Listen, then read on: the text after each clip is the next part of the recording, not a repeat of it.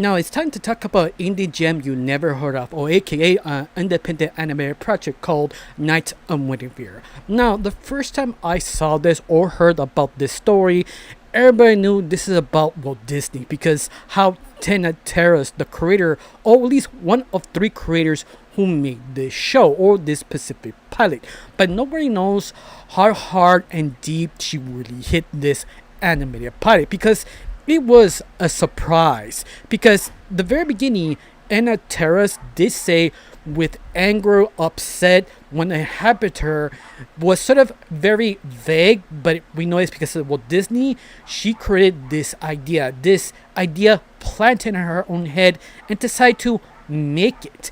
And you know what? She hit it really hard. It was surprisingly realistic, deep, honest, and also understand the Walt Disney legacy because you have to be a Walt Disney fan who knows the history. If you know the history is always very complicated and very dark of the original Walt Disney because the guy himself, at least you should know two things about him. One, he did not like his own way of making animated projects. He always wanted to make a adult animated show for people, but he never did. He was always stuck in the family friendly section to make money. And that's something he kind of hated himself. And secondly, he's also the one who aspire making anime. And this feels like a kind of like an anime, specifically something like Gundam or something like anti-war or kind of steampunk-ish. And everything feels right. It's sort of hard to explain if you're not seeing. It's sort of disturbing, but understand the legacy of Walt Disney, what he became, sort of kind of empty, and also what happened to her daughter, who made this sort of Princess Guinevere sort of design of his own park. Like everything became what is right now, but not a level of sort of disappointment. It's sort of hard if you not yet see it. Now, before I break it down, my name is Rich Ho. I like to talk about animation, not just animation through reviews, first impressions, cartoon theories, or sometimes, if I have some spare time, cartoon breaking news. Of course, you like how it's going, like to help my channel, put a like, comment, and subscribe. That's the only thing you need to do. If not, that's fine. You do. Thank you. Because of you, I'm getting close to my main goal of 2,000 subscribers. And yes, I'm getting close every single day because of people like you. People like, comment, and share. Thank you. Now, let's break down this new animated pilot from Glitch Productions called Knights of Guinevere. Now, this animated pilot quite surprised me. I mean, the animation is just so good. The vibe of this sort of dystopian down for a sort of kind of business park, sort of fake Walt Disney who kind of rules the world on sort of like an iron fist, but yet he's sort of unhappy. Specifically, her daughter who kind of helps fix this sort of robot android, this sort of princess who is sort of the icon of the whole park, but he never tells you what exactly kind of happened. It doesn't hold your hand. In fact, it's just waiting for you to reinterpret what exactly kind of happened.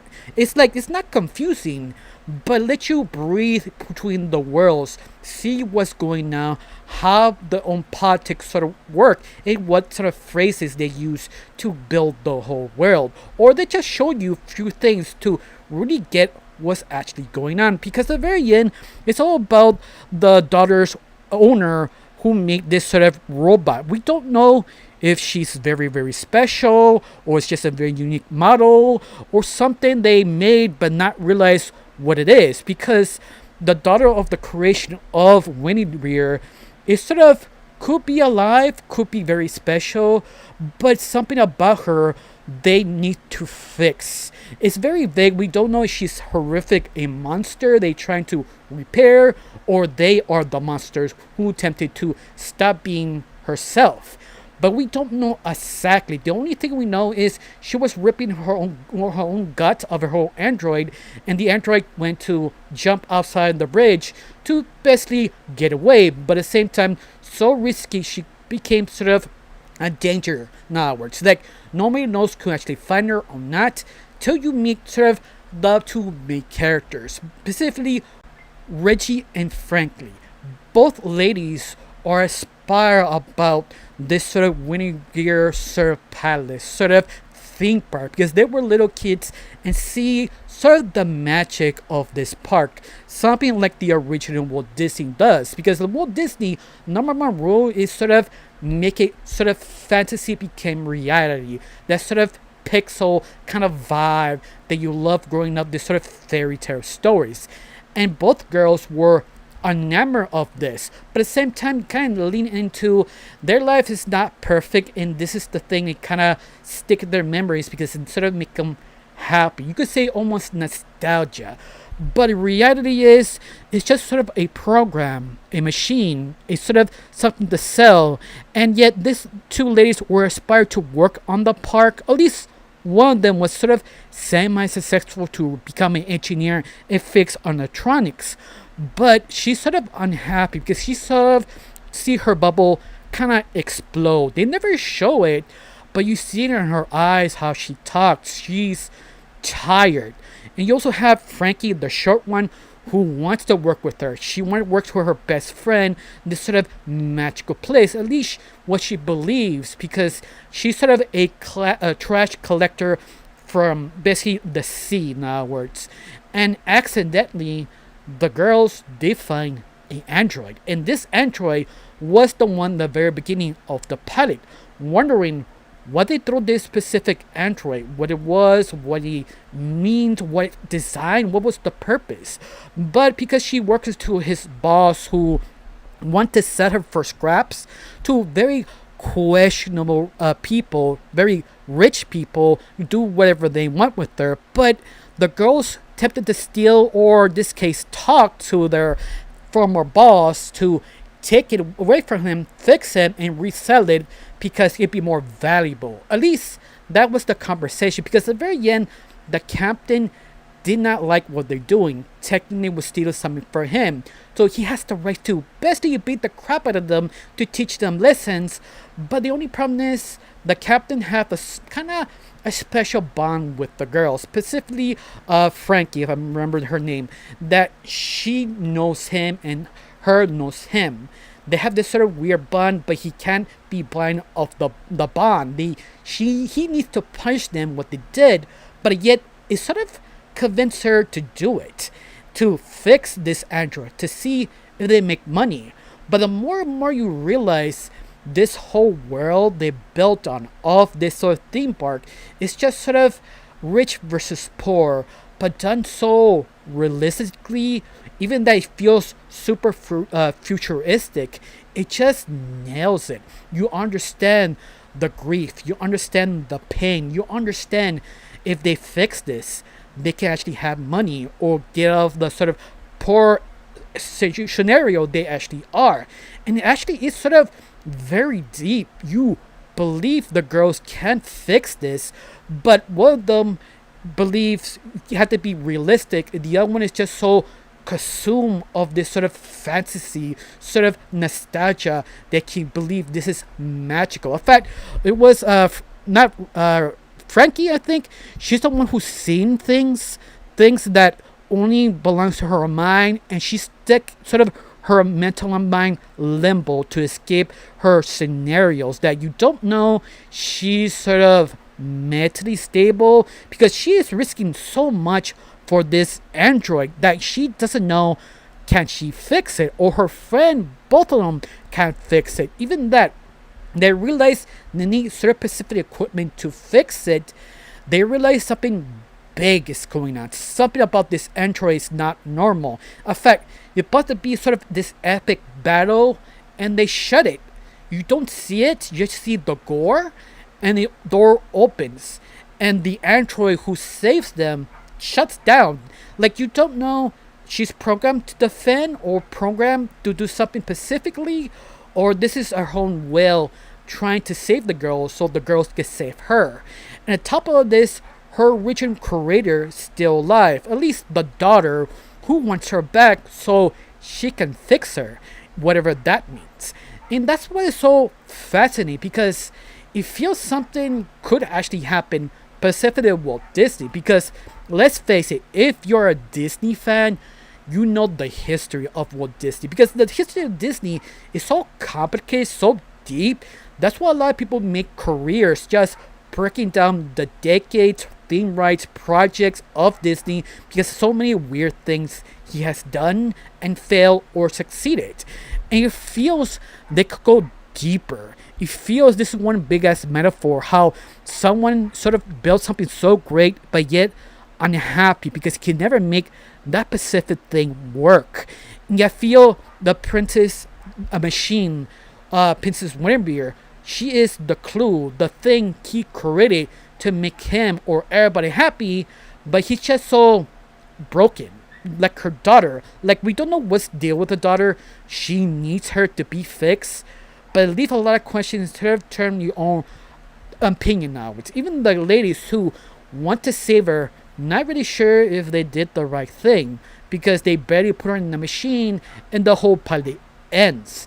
And it leaves a lot of questions. This is worth it. It kind of needs to be worth it because the girls don't have any job anymore. One of them actually got fired of her engineer, and the other one she had to deliver fixing this. So if they fail, their bones will be broken, only worse, sleep with the fishes, in other words. And this is sort of interesting. This sort of kind of break it or make it type of show and make it so deep, great, but yet make a lot of questions because you feel the both girls, you feel the world, you understand the park magic is sort of gone. Like it was something really special that is sort of hard to explain. You only been there that specific decade, especially if you were a Disney fan, because this will automatically scream at you. You relate, understand of all the themes of this. This feels the soul of Disney, but a very dark, kind of metal, broken, but yet it's something there they can actually make it work. And I think this is why it's so special. It really gets, especially the creator who made this used to work with Disney, super obvious. Dana Terrace, who made Owl House, she had a very unfortunately firing of her own project, even that she did was like how they wanted, but it's not liking how it was sort of delivered. So you can see that sort of frustration, but yet it feels she was still a Disney fan, feeling her emotions, what she feels about Walt Disney. The magic is gone, but yet it's still there. You need someone to reinvent it, to see what it made it special. And that's what it makes this play so endearing. It is really good, especially the animation, especially how the two ladies, not just them, everybody feels like the right age. So they're like between their 30s or 40s, but yet they have this sort of scuff, like their face had marking, they have wrinkles, depends what age you are, you can see how old they really are. That itself is kind of very rare because you watch specific anime, they avoid giving scratches or wrinkles or look to be very, very old. Most of the time, if they make sort of anime, it looks like supermodels in other words. The same thing in the Western version. Every time they make an older character, they don't look that old. They look like supermodels in other words. And that's the thing that sort of surprised me. That's how realistic, how world so built that you understand the emotions. You also both ladies are just so likable.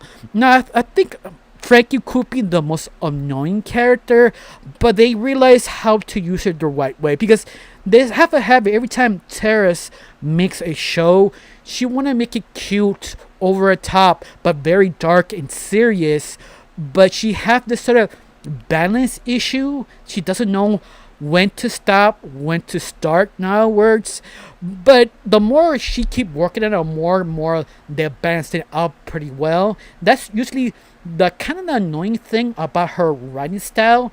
But luckily, she's not the one who actually working it. She had just her and her two buddies helping her out how to balance the whole story. But hopefully they polish that specific thing. Now everything else, I have to admit, I was surprised. The music, the animation, everything feels almost cinematic. It really was. It's something like impressive. I would not be surprised this breaks about me 10 or 20 million views because how impressive, or even more. I don't know.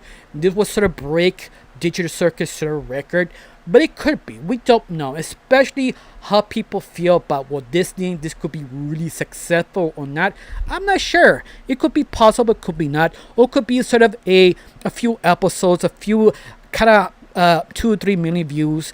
But if it was sort of a miniseries, I hope it is. I want to see what else this world really is. Like, what happened to everything? How it became this bad? Of course, we all can wonder.